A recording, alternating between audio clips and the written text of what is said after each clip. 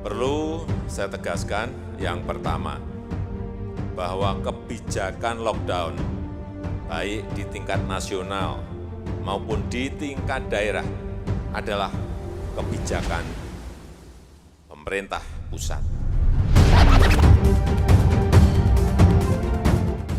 Hingga 20 Maret 2020, 70% dari kasus positif COVID-19 ada di Jakarta.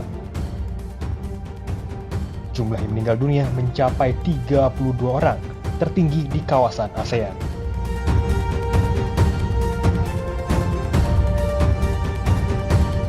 Masalahnya, kapan tes cepat dimulai? Berapa harganya? Apakah warga biasa mudah mendapatkan akses tes seperti di Korea Selatan? Benarkah rumah sakit rujukan siap? Lalu bagaimana dengan ruang isolasi dan alat bantu pernafasan?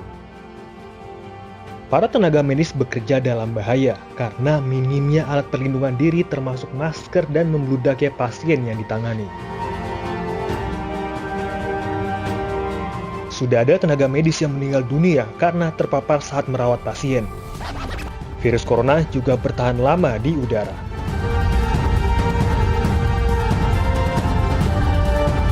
Lambannya informasi hasil tes menjadi biang makin banyaknya pasien terinfeksi.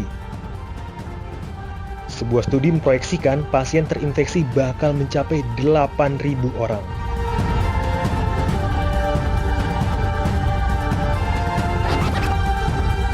Komunikasi dari pusat sampai ke komunitas di RT RW simpang siur dan tidak transparan.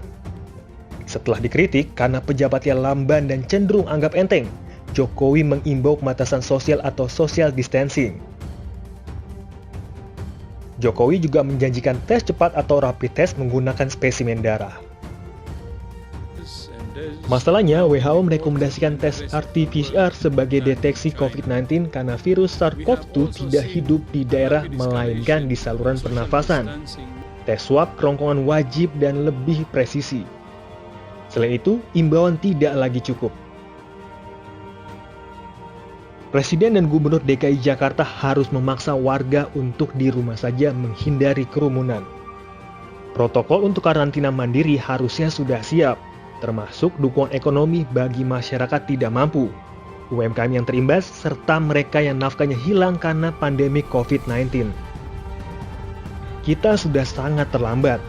Jauh sebelum penemuan pasien positif pertama awal Maret 2020, harusnya persiapan dilakukan. Virus COVID-19 menjalar sangat cepat. Yang paling menjengkelkan, virus ini tanpa gejala.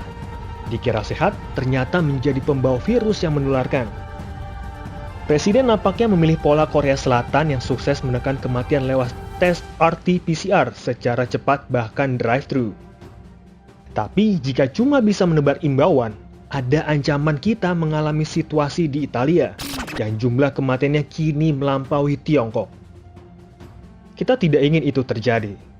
Di tengah pandemi COVID-19, harga diri kemanusiaan ditentukan oleh kepemimpinan, keputusan, dan juga prioritas.